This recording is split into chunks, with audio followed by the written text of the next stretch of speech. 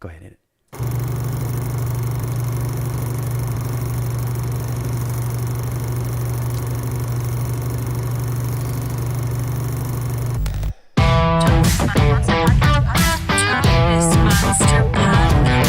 Talkness Monster Podcast. And we're live with Russell McClanan, owner of South Beach Surf Shop, self-proclaimed legend of legends. Ha, self-proclaimed. I love it. You proclaimed it, not me. Oh, hit that slider just a little further. All the way. Oh, yeah, there we go. We were looking a little ghostly. A little bit ghostly. Now you can just kind of switch between Russell and me. Mm-hmm. Yeah. You see number one? Yeah, Nick's learning how to use the switcher. He brought a buddy in. We're like, oh, put you to work, man. Drink a beer. There we go. So you got it. So, Russell, what's happening, man? Not much. Offshore winds in the forecast, you know. That looks good. Offshore winds. A couple big swells maybe on the way. I'll take it. Let me just crack my beer. Yeah, I was talking to a couple guys last night. Connor. You know Connor? Yeah.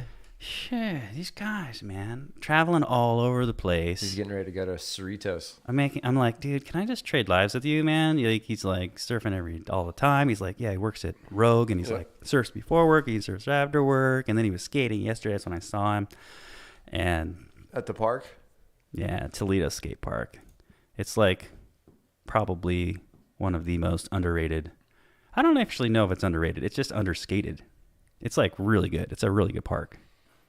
Yeah, I went to the park here just the other day with Theo for the first time, and there were some good skaters there.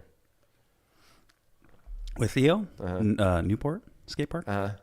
Newport Skate Park's awesome. When I first moved here, Newport Skate Park was really rough. Super rough. Didn't have like the loop and a bunch of the other transitions. Then they smoothed it out. It was like way better because you'd go so slow because it was so rough from the weather, you know, the beach weather. And Kevin Kowalski told me that Roe gave him $50,000 to redo it. I interviewed him. Yeah, I was there for the whole thing. I got to meet Red. Red was so funny. Like he's like, hey man, can I interview you? He's like, oh, my wife normally does that, but she's not here. And so I got to interview Red, and I didn't know he's the Dreamland guy. Yeah. And he was cool. It was like chill. It was like whatever, you know. It was life. all for the locals. Like that skate park is sick, and it's just, unfortunately for me, it's just like a lot busier. So I usually just go to Toledo. But you know, it doesn't make Newport bad. Yeah. I just like should probably go in the morning, you know, when there's less people. Fog, wet. Fog. I like to see the sun hitting that kind of creek. So, dude, tell me about your. So you won the Agate Beach Surf Classic Pro-Am shortboard. Tell me about your surfing and the conditions during the contest. The conditions were waist to chest high. There might have been a shoulder high sec that came through, but there was a little right off the rock, you know, and then the left up the beach. But I think I just got lucky. You know, it was pretty inconsistent conditions, and I kind of just got in rhythm and caught the best waves, I really think. So it was like it came down to who caught the best waves. Yeah, I mean, you definitely got a lot of good waves during the contest, like the first day and the first half of the second day. And there was a lot of other people that did too, but it all came down to that last heat where almost nobody else was able to pick off anything good, and you did. And I was actually looking at that. I got a screenshot. It's kind of a junky screenshot, but it's the only thing I had. I wasn't taking pictures. It's just last minute, but It's all good. you got that. You just kept getting some hacks in there. You got some sections, and you got more waves, and you came out with more points. Yeah, I definitely got the best set of the heat, the biggest wave, I think. But I got 3 or 4 turns off, maybe a little one rebound on the inside. But Yeah, when he's talking, just hit the button. Oh, yeah, it's on, right? Hit the top one. Oh, this one. Yeah. and, Boom, dude, he's got it. Yep. Not bad for teaching him in 5 minutes. He's the tree samurai. He's the tree. He's the steel skill saw samurai right there. Johnny says, okay, we live. He killed it. I was there, I know. Shout out to Jedi Johnny. Beating people with lightsabers. Actually, little kids. He should be Sith Johnny. He's got a nice studio too. Heck yeah, dude. He's freaking epic. And he like builds all kinds of shit. Spaceships and fucking like he built a cello or something like a cello, a giant one. And he's built guitars and yeah, like I want to make some really cool shit with him. Did we make anything? I might have helped him on a couple of things, but I don't think we've really made anything cool yet. But yeah, I don't know. It's like hard to get those projects together, getting all your ducks in a row sometimes to make all of that work. But so what are you doing for Halloween, man? You know, the swells are always good on Halloween. So I'm not a big Halloween party guy. There's always a good swell, like on Halloween, always. A big wave. Really? You know? Hey. Yeah. Either on the day of or the day after. I mean, there's always a swell. So it sounds like the word might be getting out from the Talkness Munster podcast on YouTube. Check out Talkness Munster podcast on YouTube. What is there to do besides the Beer One dance party? I mean, I don't know. There's not too much really going. I think Primal Tones is probably having something. Oh yeah, Primal Tones is probably gonna do something cool. And then honestly, like I'm not like the biggest Portland fan, but Portland's Halloween is legit. Kevin Kowalski was saying that they're doing something at Burnside. It's like a skateboard Halloween jam. Oh yeah, I could see that being pretty effing cool. He said he's going to try to make it. He's going to be in Sacramento the night before for some video party he just produced and some rock concert. But he's going to try to jet up there. And it sounds like a good time. But I don't spend any time in Portland. You know, I've gone to get on to the airport to get on a plane, and that's about it. You know, I don't really spend much time there either. My girlfriend has friends there, so sometimes that's the only reason I end up there, other than the airport.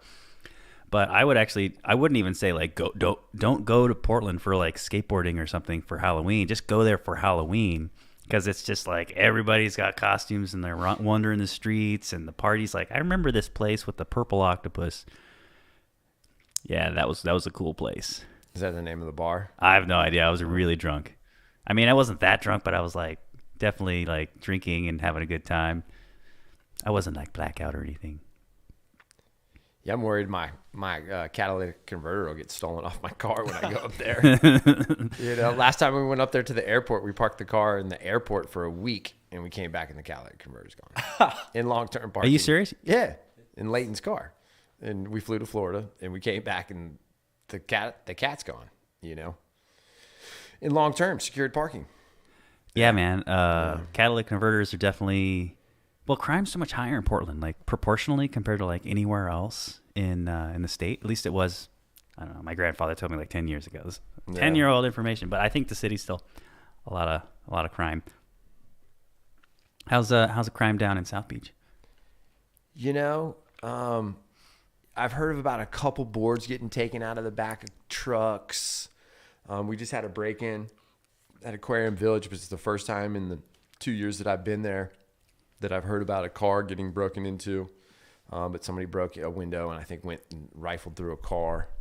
But it's pretty safe. I mean, it's a close neighbor. It's a tight-knit neighborhood and people are watching out for each other. But I definitely wouldn't leave my board on top of my car while I went surfing on another board. What do you think about those? I've seen locks where you leave them on your car and they're locked. Are those things legit? I think they are. They have cables in them that you need something like a hacksaw to get through them, or some tin snips maybe, or some bolt cutters. But it's definitely going to slow you down. Yeah. You'd be up there jacking around with the freaking... A knife's not going to go right through it. Yeah. There's a cable. Yeah, my buddy Speakman's always telling me, man, watch out for your boards getting stolen off. He locks him inside his car every time, and he's that guy that brings like way too many boards with him. Just roll down the windows a little bit, you know. Oh, give him just a little bit, give him some air. Yeah. So they don't delay him or something. Well, the epoxy ones will swell. Oh, no way. The polyurethane not so bad, but epoxy will bubble. Yeah, that's right. You shape boards too. Like, how long have you been shaping? I mean, I started when I was 15, and I did it till I was about 26. And then I really started to have health issues from it. And I quit when I was about 26, 27. And since then, I've only shaped maybe 25 or 30 boards in the last 20 years. It's a real labor of love for me. I feel nauseous for days after I'm done doing it, especially after glassing them. The chemicals just don't agree with me. And, I got to have real good ventilation.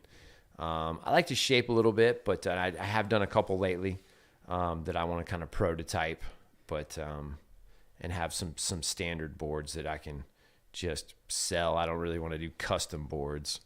I'd rather just have a couple prototypes that I can pop out on a CNC, and then have some glassers finish them, so I don't have to glass them. But there's just not a lot of guys doing that type of work around here, and so at the level or quality that I really want to see, and so it's just tough. It's a tough industry here in Oregon. It's just it's a small industry here in Oregon. Yeah, I mean, when I first started surfing, it was about 2010. And even from then, it's grown a lot. Like, I don't want to say exponentially. It's hard to say, because I remember days like 2011 when Bobby Gumman got attacked by a shark here in Newport, Oregon. Were you there that day? I was in the water when he got Oh, wow. Yeah, no, I had pictures. I interviewed him. Wow. And I wasn't doing any kind of YouTube channel or anything like that. I barely had an iPhone 4. And so, he's like, scariest thing ever, man. He's smoking a cigarette, and, Loud Ron was there, and he's like, yeah, I saw the shark in the white water, and he launched him out of the water. But like that day was really good. I mean, relatively speaking, but it was good. And there was a lot of people. How many people? I mean, I don't know, 30. Yeah, maybe between 20 and 30. I mean, and that seemed like a lot. That's a packed day at South Beach. Yeah, 20, I think 30. the most I've ever seen is maybe 45 or 50. Yeah. But and that was 2011. So it's like sometimes it's like, oh, it's like way busier now. I think it is now, like after the pandemic. Yeah, because the pandemic really brought a lot of people to the Oregon coast. Yeah, COVID surfers too is what we call them. COVID surfers. It was $1,200 check, and everybody got $1,000 a week. So it was like, what are you going to do? You're going to go to the beach, fresh air and space, and you stay 6 feet away from each other.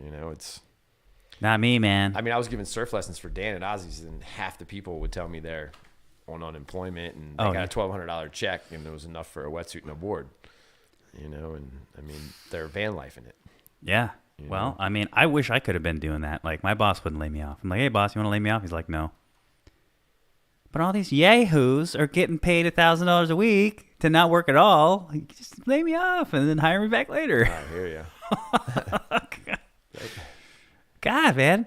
There was no way out of that one. Like, if you didn't get laid off, you didn't get that money. But That's many people got that money. I got a buddy who wasn't even working when that started, and he still got the money. And so he was just paying off all his debt. I know a bunch of people that they got the $1,000 a week, plus they kept their under the table job, and for the first time in their lives, they made 6 figures and were able to buy a house. It's like, good for them. Seriously, good for them. Working under the table plus that money, and all of a sudden, 50 plus 50 equals 100. Yeah, 50 plus 50. And yeah, man, 50 plus 50. I want 50 plus 50 right now. Huh. How's the shop going? Speaking of which, 50 plus 50, man. Like, you doing pretty good over there? Yeah, you don't know when people are going to walk through the door. That's the part of being an entrepreneur or a small businessman. It's, you just have to be there. You just have to be there, and you don't know what's going to happen from day to day. Who's going to walk through the door? Who's going to want a surf lesson or buy a board or just a t-shirt or bar wax? So it's, I like to, if I have hours, I like to be there. And so right now it's 10 to 6, 7 days a week. And I've got a couple guys helping me here and there. Nick's helping you? Yeah, Nick helps. Pearl helps. Theo helps. There's different people that give me some time here and there. Maze helps. I just had to go up to the Straits. Went up to Port Angeles and got to surf up there for the first time. That place is so sick. It's different, that's for sure. You're surfing 60 miles up a river. I mean, it's different, that's for sure. It's small town. It's remote. Yeah, and then when the word gets out, there's like 1 million people in this remote place out in the middle of nowhere, which is weird. A lot of people come from Seattle. Yeah, a lot of people come from Seattle, and then I guess you can drive from Westport pretty fast or Olympia. There's a lot of surrounding areas. But because of that, it's probably like pretty chill. I mean, not like like the Point. Well, there's 3 surf shops in Port Angeles. There is? Yep. Jeez, I didn't know There's 3 that. surf shops in Port Angeles. When I went up there, 2016 or 17, yeah, and we surfed this spot called Twins. It was cool. We missed it by like 45 minutes apparently. It was like pumping in, like I don't know, shoulder head high, and we got there and it was like waist high. Well, the tide started going out maybe. And the funny thing is I'm like with this old time surfer guy, and it was like the one day we didn't get up early. Bruce? No, Speakman. Speakman. Todd. Is it no? Chris Speakman. Okay, right on. Christopher Speakman. Yeah. But no, it was still fun. We got, I'd never surfed a point, and it was considered a point. I heard they used to have a surf contest there, and people would come out of the woodwork for it. Really? Yep.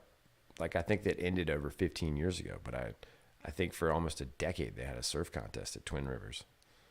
At least what I heard through the grapevine. Twin Rivers, heck yeah. Hey, and if you're listening on the old Instagram, come over to Talk Nest Monster Podcast YouTube and join us.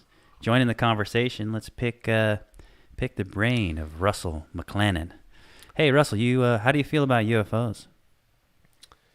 I think it's the only honest thing our government told us during COVID. Yeah, bro. I was They're just trying to distract us. Like, yeah. And then nobody's talking about it. It's like, hey, aliens are probably not just, coming and going from Earth, but they're probably here amongst us. Yeah. And then, 75% of the world is underwater. The majority of living things on this earth are underwater. Yeah. It's underwater. Yeah, we explore space more than we do the oceans. It's or the bottom of the seafloor. It's pretty interesting. I thought it was funny when Obama came on and he was like, "Well, the evidence leads us to believe that they're here." Yeah, for like freaking 10,000 years. Dude, it kind of like with the whole like Russia-Ukraine nuke thing right now, like Russia's like, oh, we're going to nuke you. And then over here, like North Korea's like, oh, we can nuke you now too. And we're going to start shooting missiles over Japan. And it's like, apparently that's like part of the reason, or they showed up in the first place. It was like the whole Manhattan Project, back in the 1940s. And we blew the shit out of Japan. And now all of a sudden we're seeing UFOs all over. Well, the drawings in Peru, on the sides of those mountains. The temples in Egypt. Some of this stuff just doesn't look man-made to me. It just doesn't. And I've seen some, what do you call those? Those drawings? Hieroglyphs. The hieroglyphs out in Utah and Colorado, and they just look like aliens. A dinosaur national monument and a couple of those national parks. There's caves that you can go see, and they just the drawings look like these people had seen aliens. Oh, totally. I've seen some of those. Wait, we could look them up. Let's see. So like the Great Pyramid has like 2 million or 3 million stones in it, like it's comprised of that, like, and each of them's like several tons, but they do vary. They're not all like 1 ton or 2 tons. Some of them are like as much as like 10 or 15 tons. You can't slide a piece of paper through it. Well, that's what they say. You've been looking at this. Well, I've watched TV here and there. I turned it off during COVID. So after 2 or 3 months of being brainwashed by the news, I just literally stopped watching the news or television. Okay, yeah. So it's hey Steve, Nick, can you hit that camera 3? So like we can show everybody. So right here, just see that red button that's lit up. It's just right next to it. Yeah, camera 3. So right here, 2.3 million stone blocks. And here it says it's estimated 2.3 million stone blocks each weigh an average of 2.5 to 15 tons. So it does vary quite a bit. But they say that they did that in like 20 years. 20 years. And so if you actually did the math, they'd have to like stack a stone every like 5 minutes or something, which is like and never ending, no breaks, not all night long for 20 years. So they're full of shit. There's no way. No way. There's no fucking way. But like, yeah, UFOs in the heat in the middle of the desert. I mean, guys have been dropping over like rocks. Yeah. I mean, guys have just been. I mean, there's just no way. Yeah, dude. Look at that. Nick's getting this. He's freaking figuring this out, dude. He's a straight up video switcher guy now, man. Heck yeah, man. Nick, you got like a YouTube channel or something? I got Instagram. You got an Instagram? Heck yeah. What's your Instagram? Oh, it's just my name. It's Nick. It's Nick. NickOnInstagram.com. Yeah. What? A little bit more than that, but. Yeah, full Nick. name. Yeah. What is it? I can send it to you if you want. Yeah, no, we're going to tell the listeners, go follow Nick at, what is it, like Nick? Olson. It's actually Nicholas Nielsen. Yeah, but there's some lines and some Nicholas cryptography. Nielsen. Yeah. Okay. Well, we'll figure it out later. He works for Kip at the Oh, let's see it. Oregon Coast Tree. Oh, yeah. Okay, here we go. Nick_Olas_Neil_Sen. Let me just show the camera there. Oh, that's the wrong camera. That one can't see. Oh. All right, well, we set it out there. Yeah, We'll figure it out. Yeah, dude. Did you hear that so apparently Pfizer just admitted COVID, the vaccines are like, they didn't know that it didn't stop transmission. They just here you go. They just admitted They want it. to make money. They're like, here you go. It's all about money. And they're making like $5 billion or something ridiculous right now. It's just like Nancy Pelosi making $20 million. I mean, in the stock market. Dude, screw that bitch.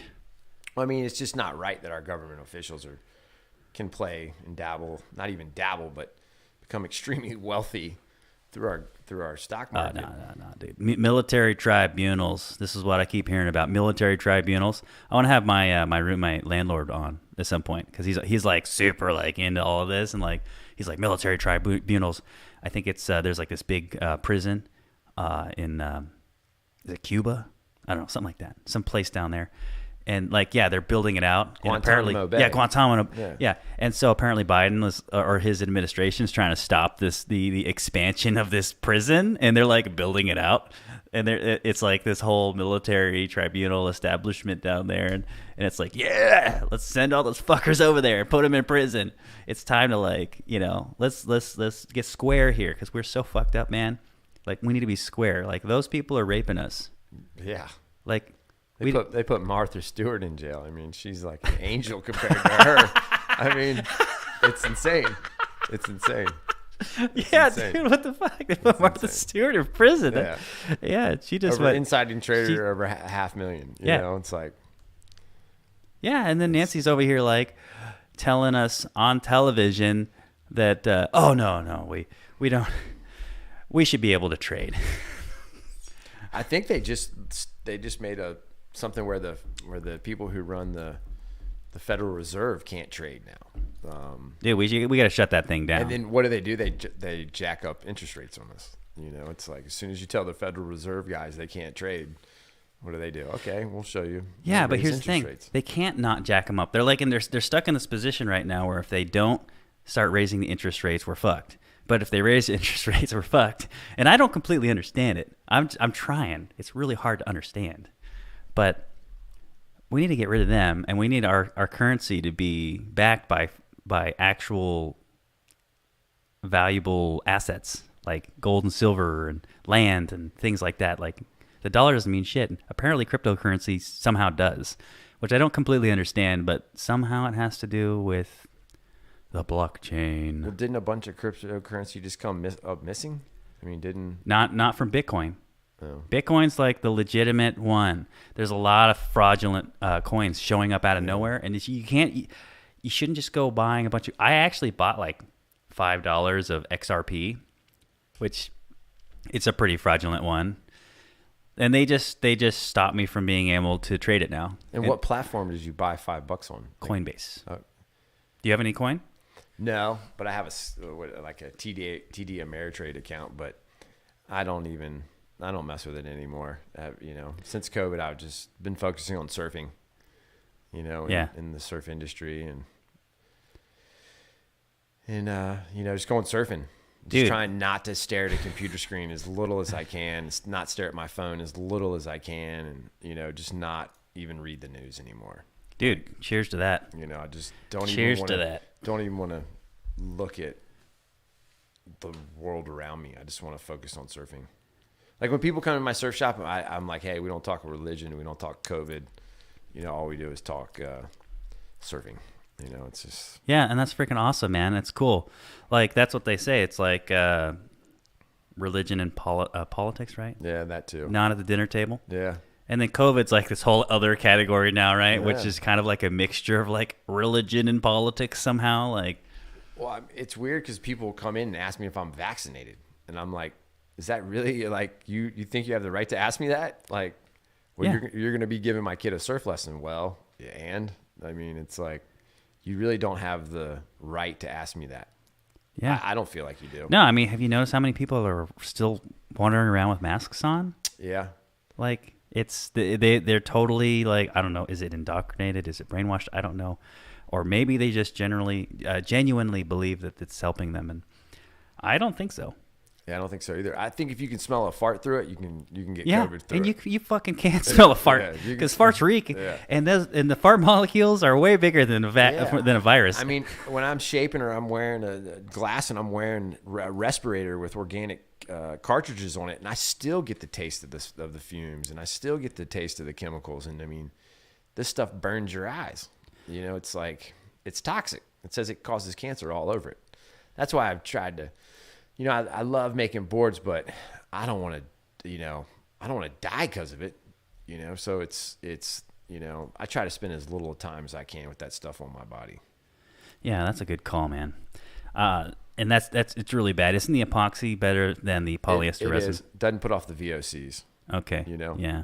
And it lasts longer. It's stronger. It has different characteristics in the water, though. It's corkier. It doesn't lay. The rail of the surfboard doesn't lay down when you turn the board into the water. Yeah. It yeah. wants to pop out.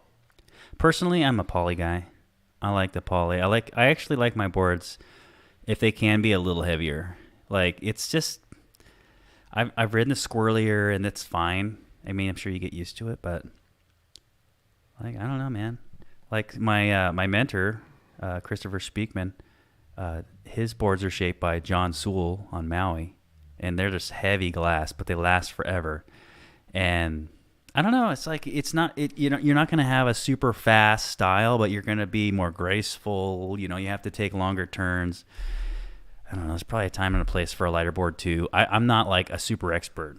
Yeah. It's just it's just like playing golf. There's different clubs for different shots. Yeah. And just because you have a driver in the bag means you have a putter too. And it's the same way with surfboards.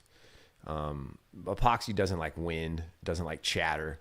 It likes point breaks, long, straight, fast waves. And there's subtle differences. Ooh, that sounds kind of good though. Actually, I'm kind of liking that. There's such subtle differences to the materials, but the epoxy just is way more eco-friendly, and it's gonna last a lot longer.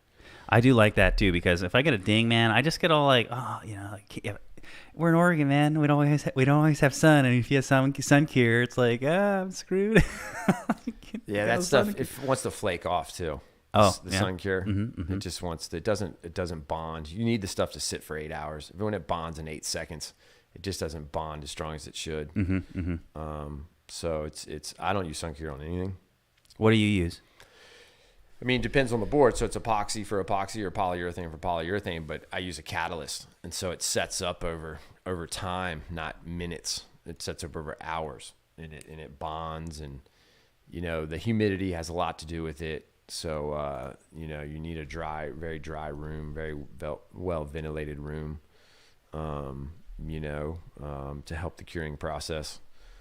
But, yeah, I'm doing ding repair. You know, I'm working on some boards right now. You never know where a board's going to come from. A girl just brought in a board from Ecuador made out of balsa. You know, it's epoxy, and yeah, she's got a little ding on it, and she hasn't ridden it. She told me in 7 years, but she wants to get it fixed and hanging on the wall. And so yeah, I mean, people are constantly bringing me boards to fix, and a lot of them these days are epoxy. I'd say it's half at least are epoxy. How much time do you spend doing ding repair, you think? It depends, you know. Some weeks more than others, but a lot of times I'll let it build up So where I have 4 or 5 boards to do before I just jump in and do one unless somebody's in a rush. I'm fixing a board for Connor right now. It's polyurethane, but and he's getting ready to go to Baja. He wants to take it to Mexico at the end of the month. Yeah, he said he's going to spend a month down there.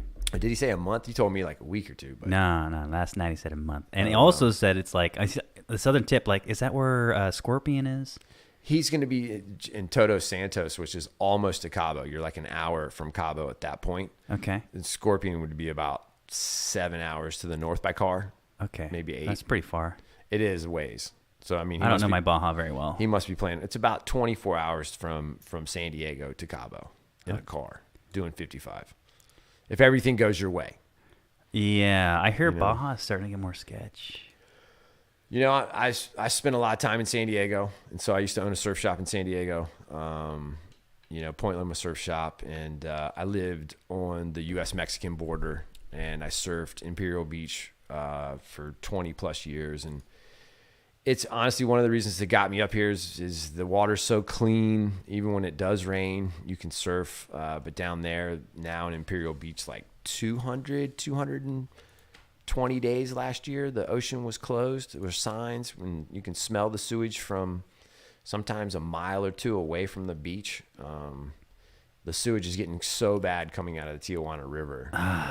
And you can't. So that's coming from Mexico. Yeah, the river I think flows through a few hundred miles of Mexico, but only 2 or 3 miles of the United States. So there's not much you can do about it. I mean, there's a treatment facility on the Mexican side. And sometimes when it rains and you go to Baja, you have to drive through raw sewage to get through past the plant. Yeah. To get to Baja. And you really have to go down to Ensenada or even south of Ensenada to get away from the pollution. Yeah. So it's really bad. I mean, it's really bad.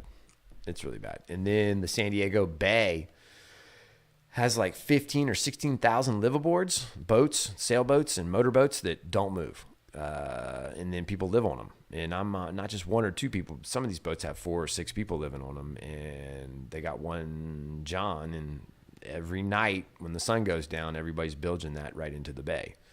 And I mean, that's like 15,000 boats a day. So there's signs all over the bay in San Diego. Don't, eat the fish. Don't eat the mussels or the clams or... be careful. Don't swallow the water. Yeah. So that I guess as a trade-off, huh? You have better waves, but crappier water, more people. Up here in Oregon, clean water, less people, crappier waves. It's not as consistent. I think the waves are just as good. They're just not as consistent. You don't have as many options. I mean, think about like Agate though. Like Agate hasn't been really good in like 2 years or something. Like there's been there was like one like sandbar for a minute there. It was like kind of good, but then yeah, South Beach. I mean, I don't know what to say. I got lucky. The waves have been good ever since I got there, and I'm not a local. I never will be a local, but I live here. I love it here, and I'm not going anywhere. Well, okay, I disagree. I think that you live here long enough, you're local. Like you just move in. I'd say personally, because I grew up on the Oregon coast, but not here. And I'm from Oregon. And it's like, so I've definitely had this whole like argument, and maybe Nick, I don't know, maybe we can get what you think in here too, because I think this is a really interesting subject. It's like what makes a local, because it's like I was born in Roseburg. I lived in Coos Bay, in North Bend. I lived, down there, Southern Oregon coast, which actually honestly is pretty fucking awesome. But I didn't surf down there. And it's like, so, and I move up here and it's like, I've had people like call me out of towner from Toledo when I go up to Lincoln City. And it's like, what makes you a local? Yeah. Exactly. I mean, if you live here and you're here for a while, that's what I think. Well, even if you're born here, were your parents born here? it's like. Yeah, exactly. When does it start? When does it stop? Like, were your caveman parents here? Yeah. I mean, you'd have to be American Indian. You have to be a native. So, native. And actually don't know very many natives that surf. Yeah. I think I've met 1 or 2. Yeah. I had a guy just come in and get a board. Yeah. He was working on a Noah boat. Oh, fucking, that's cool. Yeah, more power to him. Yeah, for sure.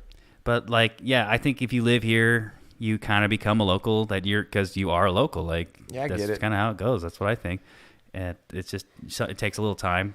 and then Yeah. people get used to you. But Yeah. if people want to be dicks, then fuck them. You're gonna get that anywhere.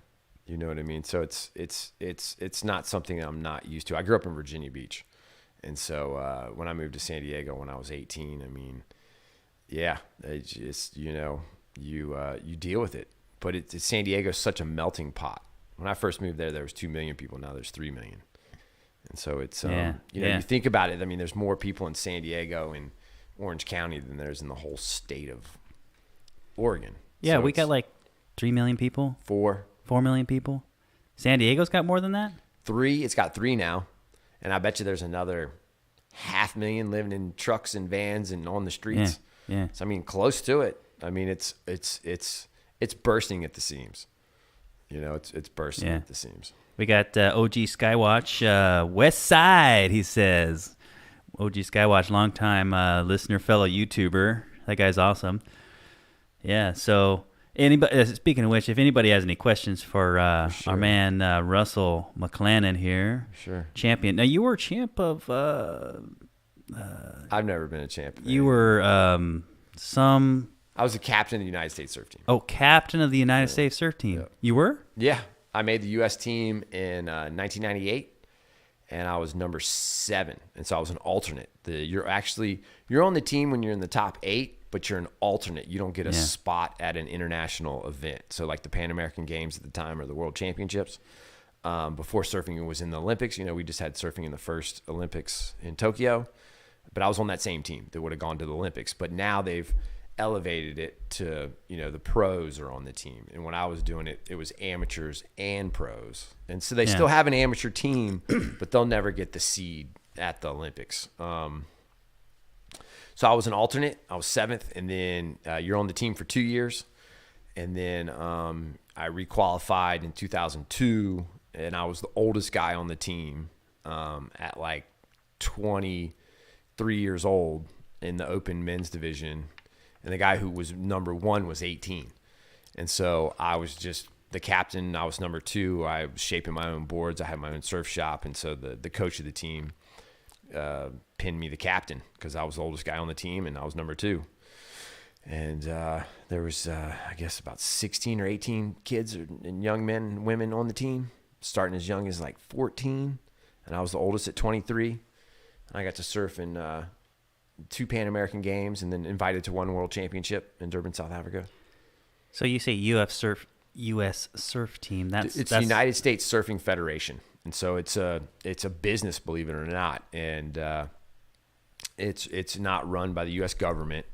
It's run by a group of people that have surf contests. And so you have the ESA in Virginia, in North Carolina, Florida, throughout the Eastern Seaboard. And you have the North Atlantic Championships, the East Coast Championships, the Southeast Championships. And then if you get in the top 4 in your state, you get invited to Huntington Beach or Oceanside or wherever they're going to have the U.S. Amateur that year. And you compete for a U.S. Amateur title. And then they take when I was on it, they took the top 10 guys in each division would get invited to U.S. team trials. And we had one when I qualified, number 2. We had one in Koalo Basin on the South Shore of Oahu. And then we had one at Dana Point at Salt Creek in Orange County. And then we had one in Virginia Beach where I'm from. And and I qualified 2nd out of 3 events. And they take your top scores and add them together. And I lost to the guy by a half point who was number 1.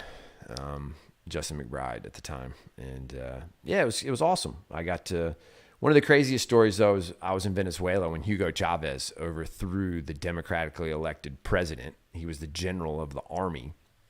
Nice. It was February of 2001, and I got caught in a communist revolution.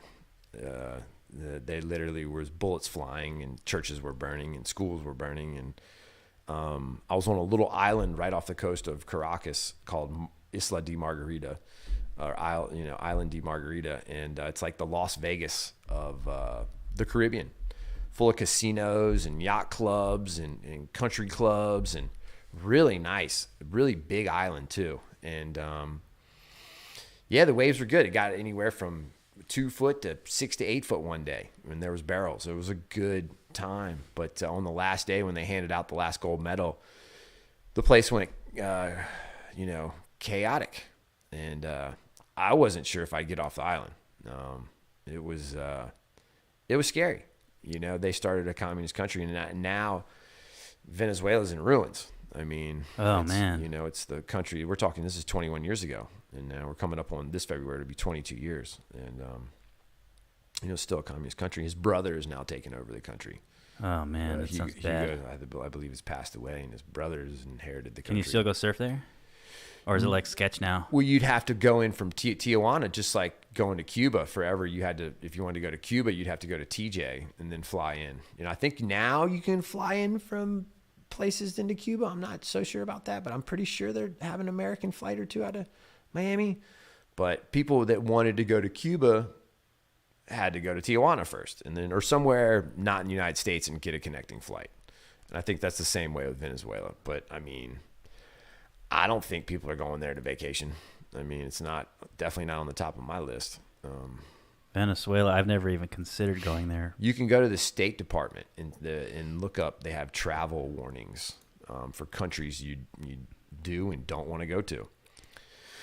And we were going to have the Pan American Games there in November of 2000, and they postponed it because of political unrest, and it was on the State Department watch list. And, sketch, man. And then they took it off the watch list, and we went, and they had the uprising or the communist revolution. Yeah, it was sketchy. And before we had gotten there, there'd been just a couple weeks before we had gotten there into Caracas, there had been a landslide in a town that was built out of cardboard shacks, and pallet shacks had been at the base of this mountain, and they had washed into the sea at night. And I heard that 8,000 to 10,000 people got washed into the sea.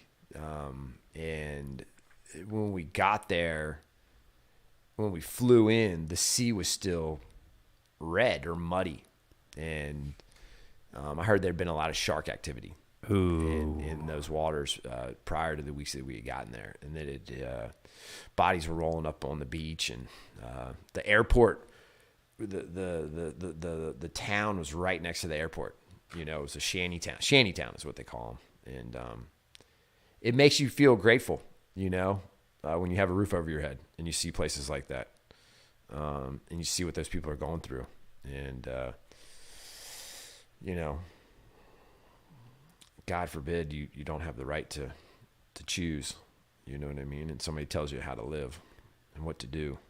Yeah, we're still pretty free here. I do feel like some of our freedoms are getting a little bit like freedom of speech is being threatened. I don't know, like our freedom of speech is the main one. I guess the Second Amendment is definitely like been in question, but it's kind of like it's not like they're trying to take everybody's guns away, but it's like they're trying to make it harder for crazy people to get them, which I think it's probably a good idea, whatever. But what I don't get is the electoral college in our government. Like it doesn't make any sense. Or it's not the popular vote. But yeah, so, you can literally win and be the less popular one, yep. which is bizarre. Yeah, that's how Trump got in. I mean, and that's the second time since I've been voting that's happened. It happened to Al Gore when Bush. Oh yeah, that was a big deal. Yeah, when Bush Jr. beat him. Yeah, it's happened twice since I've been voting. Yeah. Well, I mean, I think the reasoning was, why is that? I think back in the day, there were so many uneducated people that couldn't read or write. And so they couldn't even read a ballot to vote. So I think your elected officials were granted special privileges to vote for you. And they chose the electoral college. So this is what the internet says for why is there an electoral college. It says, as prescribed in the U.S. Constitution, American presidents are elected not directly by the people, but by the people's electors. Yeah. The Electoral College was created by the framers of the U.S. Constitution as an alternative to electing the president by popular vote or by Congress, which is kind of like whatever that means. Like basically they get to choose, It not seems the like people. a trap door. Yeah, I don't Pulling know. a rabbit out of a hat. Like, and then when they get to make laws that we don't vote on, like I'm a little bit Like weird. the Federal Reserve. Yeah, Federal Reserve needs to go. We'll see. Johnny Surf 26. The Electoral College is so the big cities don't oppress the smaller ones. Oh, well, that's a good point. That's a good point. I mean, because that's the problem here in Oregon is that Portland runs the whole thing, which is like, why isn't it working then? Because like, yeah, if you're a city slicker and your rules overlord the farmer guy out in the country, that doesn't make any sense, which is kind of why people are so pissed here. And they tried to create the state of Jefferson. Well, that's happening in California too. I mean, it's What state are they creating there? The state of Jefferson. Oh, that's right, because it's Northern California. Yeah. Okay. Yeah, they want 3 states. I think at one time they voted on having 7 states in the state of California. You know, they want to separate it 7 ways. I think it's been voted on 4 times since California's been a state to section it off into different states, because Northern California is nothing like, when you go north of Sacramento, it's just nothing like. Yeah, Northern California is awesome. That's where like there's some badass redwoods up there. I guess there's a lot more redwoods down south too. But It's just a different mentality. It's a different people. It's a different way of life. It's just, you go north of Sacramento, it's not. have you spent much time in LA? I have. How's that? You know, it's funny. I drove through L.A. Friday at 5:00 when the governor shut down the state. I left San Diego because I honestly wasn't expecting the best through COVID. I wasn't sure what would happen. So I had somewhere to go up in Northern California on a farm with food and water and a bug out location. And I just left. And I drove through LA. It was Friday at 5:00, and I could do 80 miles an hour, 75 miles an hour through all of Los Angeles at rush hour traffic. It was like something out of a movie. It was a ghost town. And that day before, I had been a lifeguard at the AMP 2020 World Championships of Paraplegic Deaf and Blind Surf Championships. And I'm ashamed to say that I was so scared about my current future that I left and didn't finish the last day of the competition. And they France went home, the team from France and Spain and a bunch of teams from overseas were called home by their ambassadors or by their politicians. And the governor that night said that the event was to be closed and that it wasn't going to happen. And so they shut down all basketball, baseball, all sporting events. And I figured these guys would follow the status quo, what the governor said. And so I didn't even go to the surf contest that morning, just assuming that it would be closed. And I loaded up my truck with just everything that was important to me. And I had somewhere to go up in Northern California on a farm where I could hunt and fish and we have a well and there's produce. We can live off this property. And so I hightailed it. That morning, I didn't even go to the beach. It was at Scripps in La Jolla. And I just jumped on I-5 and started heading north, listening to the radio and listening to what was going on. And it wasn't till I got all the way up there that I had heard that they had said F you to the governor, and these handicapped, deaf and blind paraplegic surfers finished the contest. And I was shocked. And I was a little disappointed in myself that I didn't stop by the beach and see if it was going to happen. But I just was 100% sure that it just wasn't going to happen. And, it was one of the coolest events I ever participated in. And I had been there from Monday, and this was like on a Sunday. So it was a 7-day event, and there was people from all over the world. And I worked with some really cool people. And one guy was blind, and he became the blind world champion of surfing. And his mom told me that he was from South Africa, born and raised, came to the United States, lived in Miami, got a mechanical engineering degree, and he was riding to the beach. And there's not waves in Miami all the time, but when there is, there's waves. And he's riding to the beach on his bike to go surfing, and he had his board in a surfboard rack, and some kid on spring break hit him, and the only injury he sustained was blindness. He hit his head. Didn't break a bone, but he went blind. And he had to move home to South Africa because he couldn't take care of himself and couldn't work, and lost everything that he had worked for. He was 26. And when I met him, he was 32. And his mom said that surfing had saved his life. And he'd been surfing now again for just 2 years. And one of his high school girlfriends had come back into his life, and she was coaching him. And she had brought him from South Africa to La Jolla to compete for this world championship of blind, deaf, and paraplegic surfers. And he ended up winning. And I got to work with him that day. And he rode a wave for like 150 feet. It was like waist to stomach high. But it was sheer will and support from his friends and families and loved one that made that happen. And he was smiling from ear to ear, and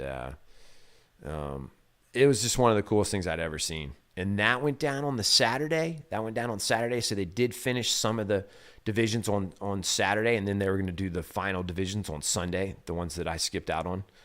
But he ended up becoming the world champion that day of blind surfers.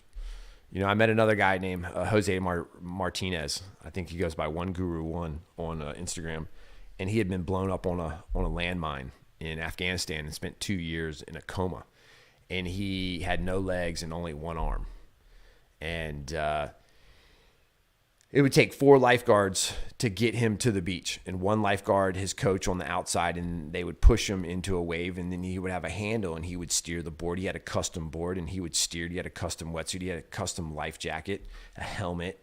But when he would fall off the board, if he was face down, he couldn't swing his body and flip around. So you would swim to him, and when you would get to him and flip him over, you don't know if he sucked in a mouthful of water or not, and you're going to have to do CPR right there on the spot. And he would just go, ah! And he was just so happy, and he told me he had situation depression. He wasn't depressed about who he was depressed about his situation, and that during that week, he got to surf 7 days in a row. And that was the only week of the year that he got to get in the ocean 7 days in a row because he had 4 lifeguards to help him. And he really needed that many people so he wouldn't drown. He couldn't swim. He had one arm. But the life jacket would make him float, but he couldn't flip over to get air. And so you'd get to him, his eyes would be closed, his mouth would be shut, and he'd be blue. And I mean, we were only, 5-10 seconds at most, but I mean, it was like he was being reborn every time you flipped him over.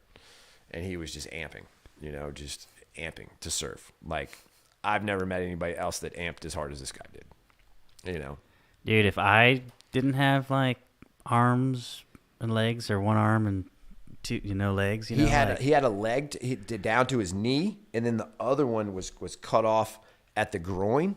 But I mean, he had no legs. I mean, and then he had his other arm was gone like right here, and then he had his right arm in his Jose Martinez on Instagram. The guy's a freaking legend. Dude, if I was like that and I was able to surf, like, how special would that be to like be able to go in the water and surf like anybody else?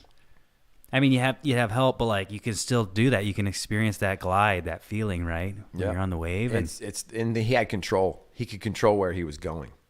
You know what I mean? He could say, "Oh, I don't want this one. Wait for the next one." He could try to read the ocean too. You know what I mean? And pick his own waves.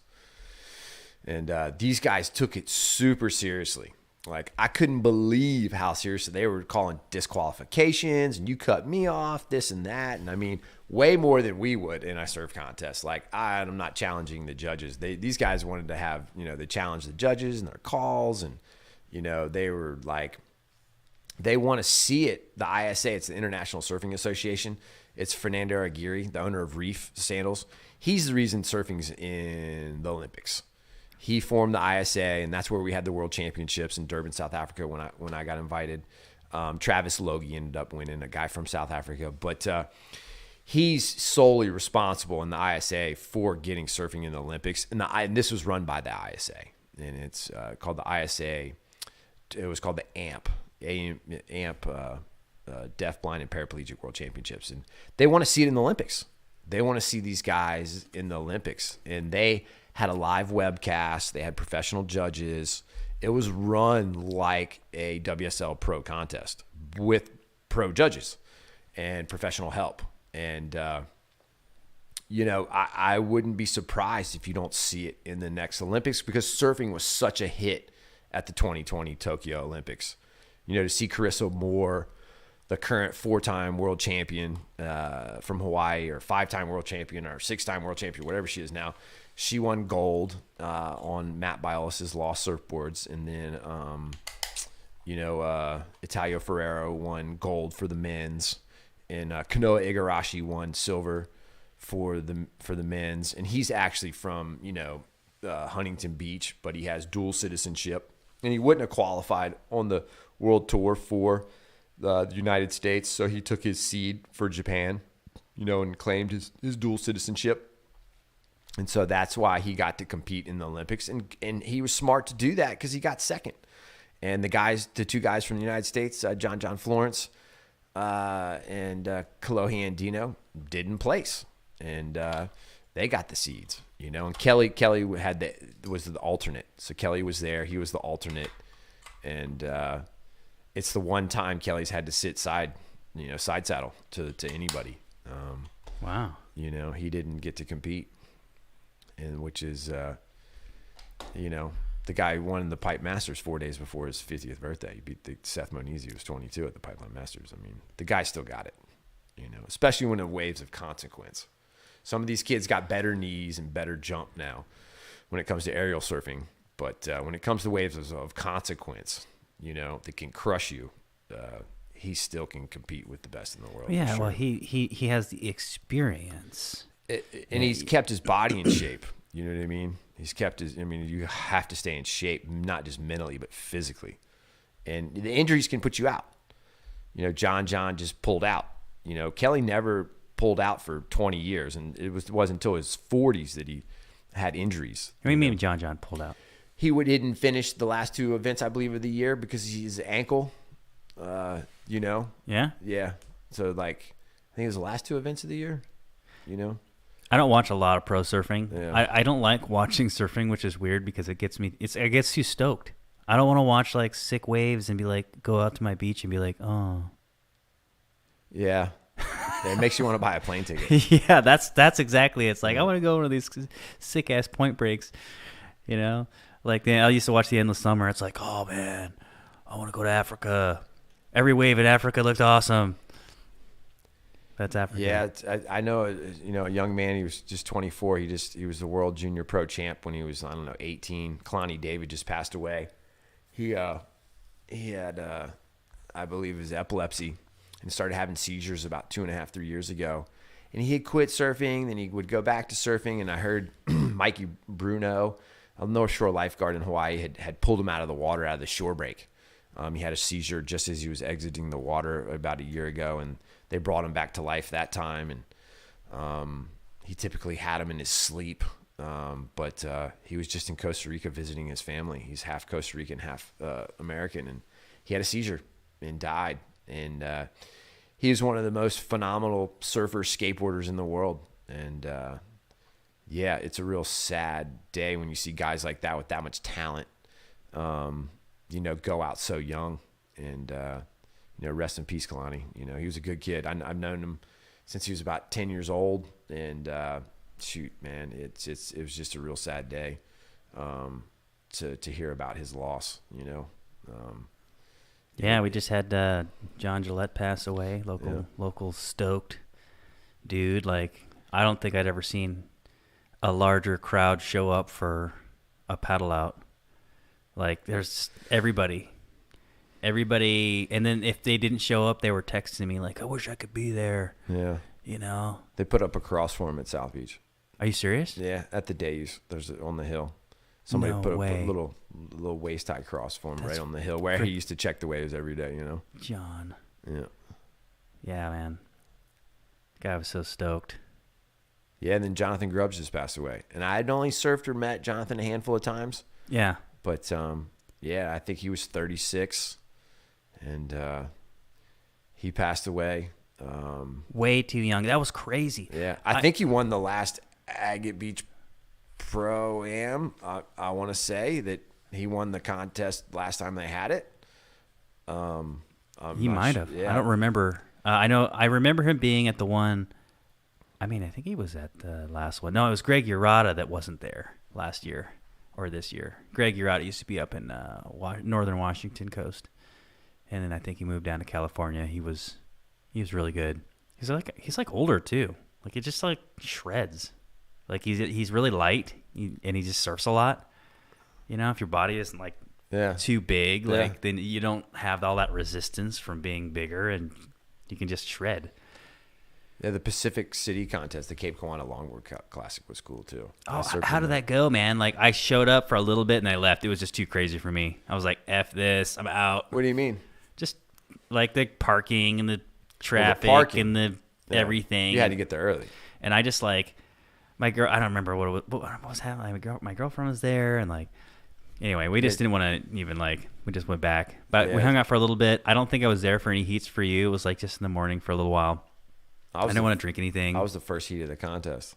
Oh, you were? Yeah, and we had gone up and camped out right down the street. Yeah. And so we got there really early, and it went good. They had different age groups, you know, to 20 to 29. 30 to 39, 40 to 49, which I'm in. Yeah. And Zach Howard is a Malibu local. The guy actually surfed on the world tour for a little bit, years ago, and was a pro surfer. He he lives in Maui now and surfs Jaws, and he's a big wave surfer. I think he's a year older than me. He said he was 47. So I'm 46, and he won, and then Brian Kramer got second. And I got third in my age group, but the waves, these guys said that the waves were as good as they'd ever seen for an Oregon shortboard or longboard contest. Maybe not the Nelscott, but they said this was the best they'd ever seen it for the Cape Kiwanis longboard. They were pretty. Classes. I mean, I saw a lot of just while I was there. I saw a lot of really good waves ridden. Like it wasn't just like sloppy, choppy, whatever. The second day even got better. Did it? Yeah. I wasn't there for the second day. Yeah, the second day there was definitely head higher, even a couple overhead sets. Yeah. And it was pulsing, just wave after wave after wave after wave. And so it gave everybody an opportunity to pick their own peak and surf their own contest. There wasn't a lot of hassling, I don't think, for waves. Yeah. You could catch as many waves as you wanted or be as selective as you wanted. But it's so cool too, like when you're sitting there and the dories are just like coming in at the same time. Dude, one almost took me out. Yeah? So, I mean, one almost took me out. Seriously? The guy came on he zigzagged around me. I was surfing the North Peak, and like a couple people thought he like came like within 5 or 10 feet of me. I'd say it was 15 feet away from me, and it's in the video. They made a video, and it's like he's zigzagging around me, and the waves are so big and it's so consistent that you got these short intervals between these waves, and the waves are stacked up on each other. That I mean, he could have came over one of these waves and not known I was there. And I mean, I talked to my buddy Chris, and he told me about 5 or 6 years ago, one of these dories came in and cut some kid's arm off. Like, the kid came in holding his arm in his hand. I mean, he said he saw it firsthand, like. Yeah, that's gnarly. Yeah. I wonder if they were able to reattach it. I don't think so. No, I think the kid lost his arm. Yeah, I'm pretty sure. You don't just sew your arm back on. I think sometimes you can. I don't know.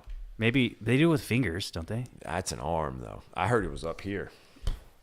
I think the kid just, like Bethany, she's got no arm now. And she's amazing. I mean, you can still surf without. Yeah, I don't think she got her arm back, though. I'm pretty sure that fucking shark swallowed it. Yeah. She's in a beast. Yeah, she's a freaking beast. She's like so sick. I think if anything, the freaking getting her arm bit off was the best thing ever happened to her. Freaking movie, and she's like super famous now. Like, I mean, she could have been the world champion though. So she was that good. Yeah. Like, and she even went and beat a world champion with one arm in Fiji. Yeah. So she got third in Fiji, and they didn't give her that heat. She earned it. Yeah. And so it's like, she really beat Tyler Wright that time and got third. And Yeah. she almost made the final. Yeah. But, that was like a year after giving birth to her baby. I mean, Yeah. she took Yeah. none of those girls have babies. I mean, not a one of them on tour has a kid. Not one of them. Yeah. In the top 16 Uh-huh. has a kid. Not one. Yeah. And she showed up with a kid and was breastfeeding and still went out and beat a bunch of the best in the world. Yeah. And she trains. It's the training, and the surfing, but the training. It pays dividends in the long run. It's the muscle memory and Oh, yeah. Yeah. her mental strength. But I've seen somebody get their leg bit off. So the shark thing is real. You know what I mean? They're out there, and it's like playing the lottery. If you play long enough, you might win. Even if you only play once in a while, you still might win. So it's the shark thing's real. It's real. And I swear by shark bans. So I don't get in the ocean without a shark bans. And I got one. Yep, I swear by them. I don't know that the great whites care though, because they surprise attack you. The footage and stuff, I had Austin Williams tell me that he does some shark stuff with white sharks and they don't work on white sharks. And I believe Austin, but for me, it gives me a little peace of mind. Yeah, of mind that I didn't have before. Well, and they do drive-bys. So if they drive by, for maybe they $95, wouldn't come back. it's $95. I mean, it's like, Yeah, I definitely wear one, especially at South Beach. I mean, if you see, I've seen a shark there. Well, you got to use common sense. Yeah. So if you see a seal scurrying to the beach above the water and he's cruising and he's looking behind him, there's something chasing him, and you should probably follow him. Yeah. If you see a seal on the jetty barking and it won't shut up, they typically just want to lay in the sun and bake and sleep. So if you see one acting like a ding dong up on the bark on the rocks, he's probably trying to alert his brothers and sisters that there's the man in the gray suit is present. And then I don't like to surf in where I see birds. So if I see birds into the ocean, the fishermen say, find the birds, find the fish. And so if I see a ton of birds, I typically don't want to surf where I see thousands of birds feeding on fish. Yeah. Because I know there's little fish, there's big fish. So I just try to use common sense. But great whites they don't eat salmon, do they? They eat the sea lions that are going after the salmon. I mean, that's probably. I mean, it's like saying a dog won't eat a Snickers. Guess you have a good point though. It still ends up bringing them there. It's like a dog. It just wants to eat whatever it can get for free. You throw it on the ground and it's there and it's an easy pickings. It's going to eat it. Have you ever had an encounter with a shark? Yeah. I saw a girl get her leg bit off. Are you freaking serious? Yeah. In San Diego at actually at Lowers, and it's in Orange County, but the south end of Orange County is Lower Trestles on Camp Pendleton. And the only reason the girl survived is that we were on a military base and there were active duty military present on the beach. Yeah. And one of the guys stuck his hand in her leg and grabbed the artery when he couldn't use a surfboard leash to tourniquet her leg. Yeah. And then he told another guy to vacuum her stomach, because when you're underwater and you've been drowning, you don't want to push air into somebody's lungs. You want to suck the water out of them. And then he told another guy, staying alive. And so there's 4 Marines went to work on her, and I thought she was dead. And I helped get her to the beach, but that's all the help I was going to be. I mean, I at the time did not know CPR, not enough to administer it to somebody who was dying. Maybe I would have pumped her chest a few times, but I mean, I don't have medical training. At least I didn't then. And I thought I was going to witness a death, and these guys saved her life. They went into what I call like Afghanistan war mode. Yeah. Like they didn't flinch. She was a brother or sister of someone they might have known, and they were going to save her life. And they just went to work on her. And as soon as they got a pulse, the guy in control of the situation who had his hand in her leg holding her artery, he looked at one of the guys who had been doing the staying alive, doing the compressions on her back, and said, call the commander, get the Black Hawk. And next thing you know, 3-4 minutes, the Black Hawk's on the beach, and he was still holding the artery. They put her into the Black Hawk, and they flew her to Scripps, which was only maybe 20 miles. And then she spent 2.5 months in a coma before they brought her out. Dude. And then I went and talked to her. Her name's Leanne. And I asked her, I said, how often do you get in the ocean? She goes, 4 or 5 days a year. And then I looked at her, and I was like, wow, I get in the ocean 300 days a year. Like, that was my ticket. That was my ticket that should have been punched, not yours, And She was close to you when she got attacked? yeah, like 25, 30 feet. And there was only like 10 of us in the water. And it was only knee high, and we're only like 75 feet off the beach. What season was it?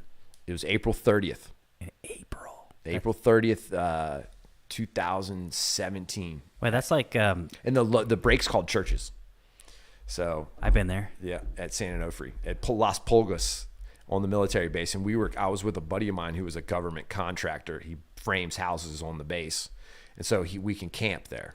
And you have to be with an active duty military or retired military or somebody that has, government contractor. And we had to reserve the spot, and we were camping oceanfront. And yeah, it was our last day of the trip, and we were actually left the next day. And there was only 10 people that night, and the next day it was the first big lower swell, and it was 6 foot, and there's 300 guys surfing the same location, and there were shark signs everywhere, and people knew, but they just didn't care. They just didn't care. OG Skywatch says they're using drones to spot sharks in Florida. Yeah. The shark bands guy, you can see he wears on his Instagram page, he wears a shark bands into a school of what looks like Makos in New Smyrna, and he paddles himself into this school of sharks, and the sharks just start bouncing away. And then the other test I like, they used the guy from the Weekend at Bernie's. You know how they dragged a dead guy around in that movie? They put Bernie, and they put dead fish hanging from his feet. Wait, a dead guy? Yeah. An actual dead guy? No, it's like a dummy. Oh. It's like from the movie Weekend at Bernie's. Okay. They made a dummy. Yeah. Anyway, they put a dummy in the water with fish guts and fish hanging from them, and the sharks just bounce away. It's a magnet that it's just like a dog. When a dog runs and you have a fence around a house and the dog won't penetrate that fence, it gets stung and it returns home. Yeah, it's the same thing. It puts this bubble around you, so when the shark comes at you, he bounces back home. He goes back to his safe zone because it burns his nose. It stings his nose. It doesn't hurt their reproductive system. I had a seal come up in. I think he was letting me know that it didn't work for him, and he bumped me in Lincoln City. I was surfing up in Lincoln City at an undisclosed location, and this thing Theo calls him Freddie, and Freddie the Seal, and he came up and just gave me a love tap on the ankle that I was wearing the magnet on. It's just like a magnet, and he just came up and nudged my foot, and it still scared me. It still scared me. And I've heard the NOAA guys talk about how when they put these big buoys in the water that are full of, they conduct electricity and stuff, that the sharks are drawn to it. And the sharks will come up and literally thrash these buoys, some of these research buoys. Really? Yeah. These guys, a couple guys, a lot of the NOAA guys come in the shop because they can just walk over from the ships, and they don't have cars, they don't have bicycles, they're on foot, and I'll help them out and get them to the beach and get them in wetsuits and get them in boards and get them surfing, and there's 250, 300 people on these boats. The Thompson just came in from Seattle, and there was a big wave surfer on it, Philip Walderman, and he came over, and the guy surfs Mavericks and Jaws, and he's a navigator on the boat, and the word gets out that I'll take care of them, and get them in wetsuits and get them in boards, and won't give them a discount. So I respect people who work in and around the ocean, and have a high respect of the ocean, it's you do it for the love. At least I do it for the love of surfing and the love of the ocean. And it's the reason we hold beach cleanups, or that's why I really like South Beach. It's so clean, the waves are so good, and it gets so big sometimes. It really is a world-class beach break. And I've traveled a lot of places, and I'd say it's the 5th best beach break in the world. I'd say Nazaré has the world record at 115 feet. And it's not somebody from Portugal or Hawaii or California who has the record. It's a kid named Mason Barnes from Wilmington, North Carolina, who's, I think, 22 or 23 years old. He just happened to be in the right place at the right time with Garrett McNamara and Will Scuden and a few other guys, and got whipped into the biggest wave of the day. Freaking Will Scuden's the man, dude. That guy's awesome. They're doing a movie about the day that he got up here. They're called Fog Out. And I swear the wave he rode was 80 to 90 feet here in Lincoln City. Yeah, you talking about 2020? Yeah, December 7th or 8th or 9th, one of those 3 days. No, I was filming him that day. Yeah. I gave him all the footage. He's probably got shots from me. Yeah, well, I mean, that was the biggest wave I've ever seen ridden, because I haven't seen Portugal that big. And you to see waves that big, I mean, you could chase it your whole life and still not be in the right place at the right time. So to see 100-foot wave and somebody actually ride it is like, it's just unheard of. It's like chasing a unicorn. Oh, nobody's actually done it. No, a guy got a 115-footer in Nazaré. So the world record's 115 feet right now. No way. Let's look it up. Yeah. 115, because I saw something like that and it was like fake or something. Mason Barnes. Let's see. Biggest wave I think the Guinness Book World Record right now. It's like ever rid. That's you win $1 million. It's like the Billabong or the Rip Curl. I don't know about $1 million bucks. No, have you read that book by Susan Casey, The Wave? Uh-uh. That was the whole thing. The first person to ride a 100-foot wave gets $1 million. From who? Billabong? It's one of those big companies. I don't know how long. Well, the internet says 86. Oh, really? I mean, it may not be official. That might be the thing. Look up Guinness Book of World Records. Let's look up. Does it say Mason Barnes? Let's see. 86. It is at Nazaré. I thought they'd ridden a bigger one. Brazilian. That's Rodrigo Coax. Coaxa. Yeah. Yeah. I thought he'd been topped by Mason Barnes. Let's see. Guinness Book. I thought Mason had gotten the first 100-footer.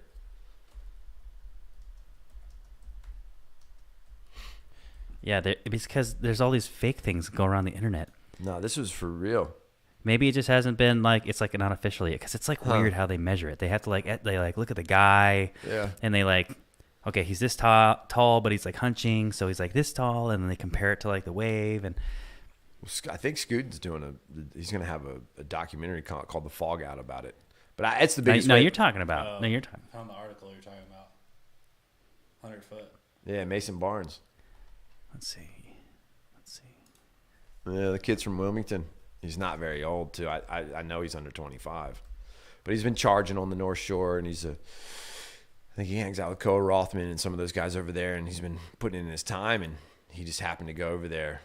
This thing says breakthrough big wave surfer Mason Barnes on riding a 126.5 foot wave. Yeah. That's like even bigger than you said. Yeah, I thought it was 115. I thought that's what the Guinness gave him, was the 115. It says when it came in, it looked terrifying. I almost didn't go.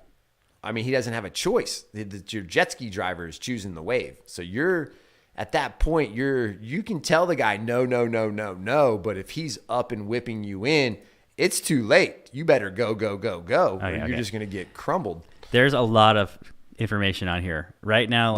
It says Garrett McNamara has ridden a 100-foot wave in Portugal. Yep. I don't think that's true. Well, I think and this is saying he rode 126.5. You said it was 115. Yeah. And then the consistency is at 86. So well, that's the Guinness Book record until it's official. You know what I mean? And Guinness, believe it or not, Guinness has something to do with it. Which Guinness, they're pretty legit. Yeah. Sebastian Studenbaker. Studer. He's a German. Let's see. Close to 100 That's footer. Guinness Book. Yeah. But no, as far as I knew, there wasn't a 100-foot yet, because that's big. That's a big deal. I mean, no, the Mason kid got it for sure. I'm saying it's 115. That's 86. Let's see, what are they trying? And then the Studerbaker, Stud whatever, Yeah. the German guy, he got one that was about 95, 96, right around 100. And then he got a big sponsorship from, I say, Porsche. Porsche backed him, just like Garrett's getting backed by Mercedes. And believe it or not, I lived with Garrett and his mom and his brother when I was like 19, and I spent a winter over there on the North Shore. And I watched the first ever World Championships of towing surfing at Puena Point on the North Shore. I want to say it was 2001, and Garrett won with Rodrigo Rensenada, a Brazilian that was driving him. Yeah. And it was a day that Marvin Foster got blacked out and got taken to the hospital and revived. This guy almost passed away this day. What do you think? That's gnarly. What does the article say, man? Oh, there. Get closer to the No, mic. I got the same stuff you're finding. Oh, okay. Yeah. What are you seeing though? Yeah, same thing. Just the Guinness books. Well, yeah, I don't know. It's hard to tell which ones of these are legit. But I think the Guinness is Sebastian Stettner. It must not be official yet. Yeah. I bet you that's not. I bet you it's not. It's just an official. Yeah, that's what I want to say. It's just not official. What's the biggest wave you've ever ridden? It Russell? was here in Lincoln City. I had George DeSoto whip me into some waves when I first came up here. That same swell that Scuden rode. I was up there all 2020. Yeah. December 6th, 7th, and 8th. Wait, you were with George? Mm-hmm. Yeah, okay. Now I remember George was texting me. Mm-hmm. Then I got, I don't know, a 40-footer. It's hard to say when you're that big. And there was the photographs in the video, there's a big wave in front of my wave. And so you can't really see the bottom of my wave. But, I mean, it was 40 feet as far as I'm concerned. And it was definitely the biggest wave I've ever caught. There was definitely some 50-footers coming through that day. And then the next day it got 60 feet. And then the next day it was consistent 60 to 70 feet with those 80-foot bombs coming through. And I think maybe one wave came through that was 90 or 100 feet. But I don't think, that day only like 6 waves were ridden. And there was like, the day that Scuden got that wave, it was only like 6 or 8 waves were ridden that whole day. And they were only... No, I was filming. How many waves did you film? I mean... A lot. I didn't... I made I made a documentary. The big day where it was foggy? Yeah. How many waves were ridden? A lot more than 6. Yeah, I have to look at it. No, I'm actually looking for the video right now. I have it. Like, seriously. Not 60 waves. No. Not 60. So 20 waves? 20? Because Tyler Muth got rolled that day. He didn't make the bod. Just because you ride a wave, you got to make it. You know what I mean? Like, there's some wipeouts that day that were guys just, that was it.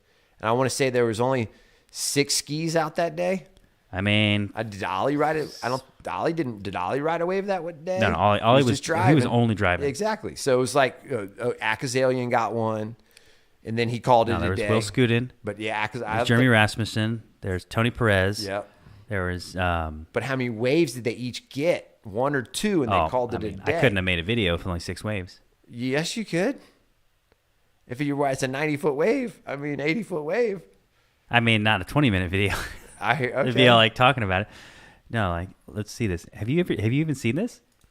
I don't think I have. Then I sat on the cliff all day from like 8:30 in the morning until 4 o'clock in the afternoon with George. You want to change it over? And we bounced around looking at different. We were looking at the South Reef, then we were looking at the North Reef. See, look at that screen right there. So this is freaking my footage from that day. That's Jeremy Rasmussen right there. Right on. And this is the day Scuden got the massive one. Yeah. How big is that? Like 60? 30 something? 40. Yeah.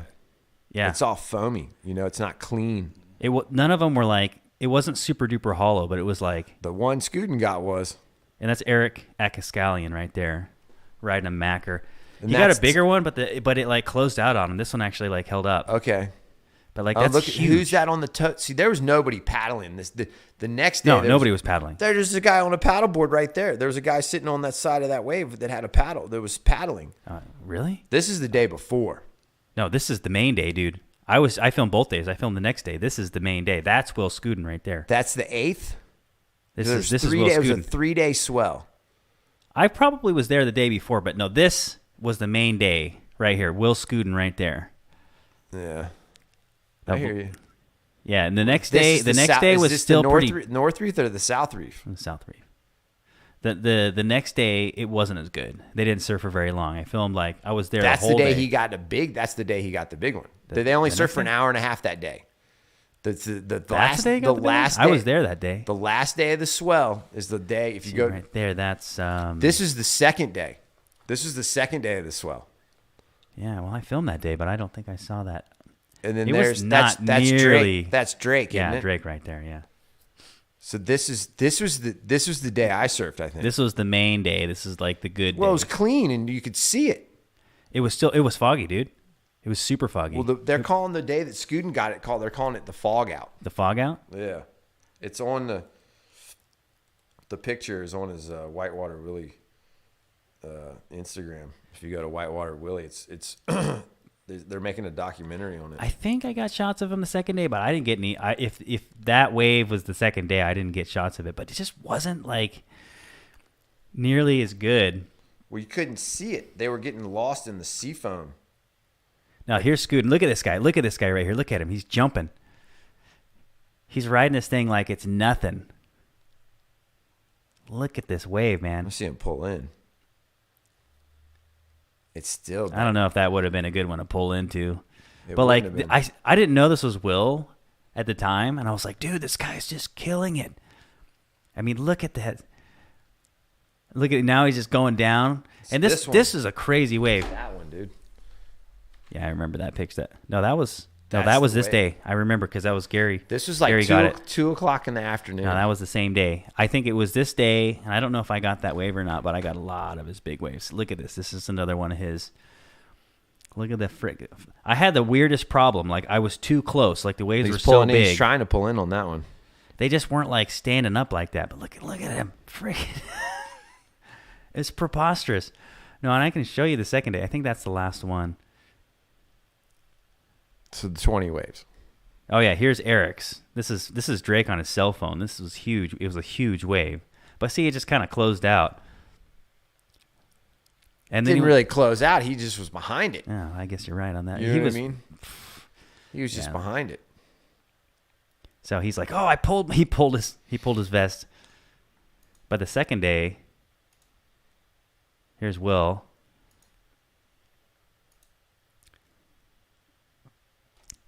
Yeah, there he is again. So it's just it's not nearly as good. But you said it was an hour and a half. They were only out there for an hour and a half the third day because I was there all 3 days. But that wave, because I remember that picture was taken 2 o'clock in the that afternoon. day.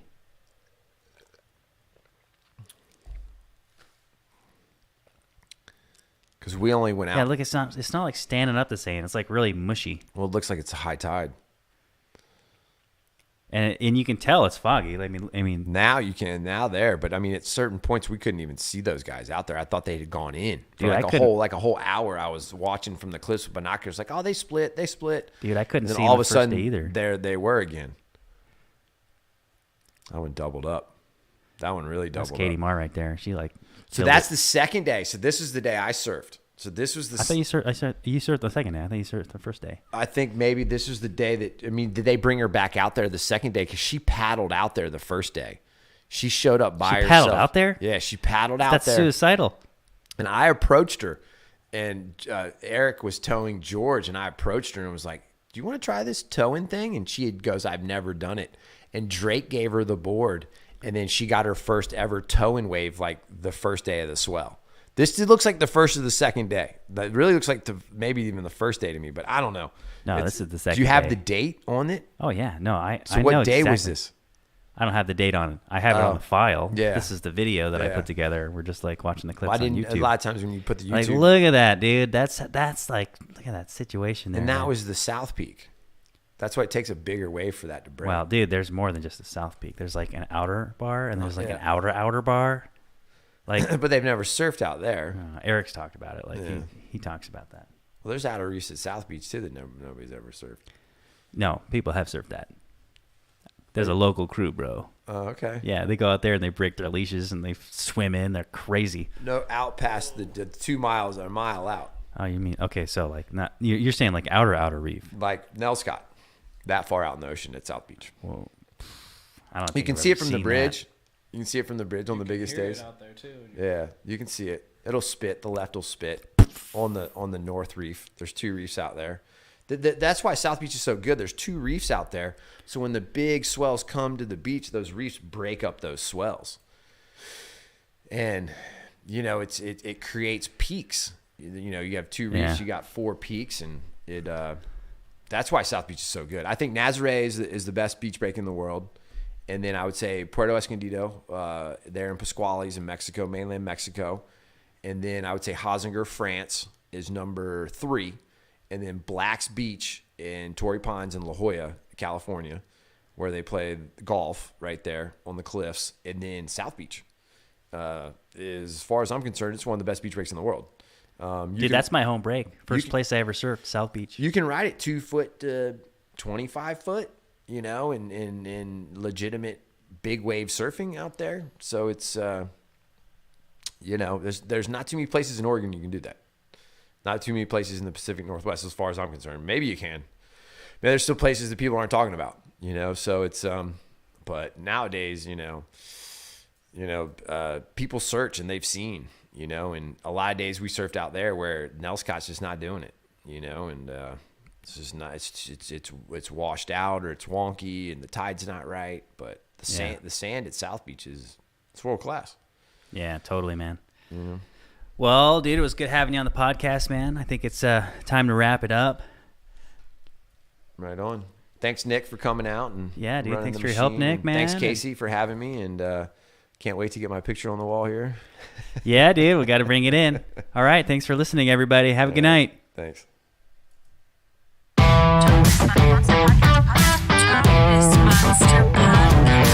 Talkness Monster Podcast.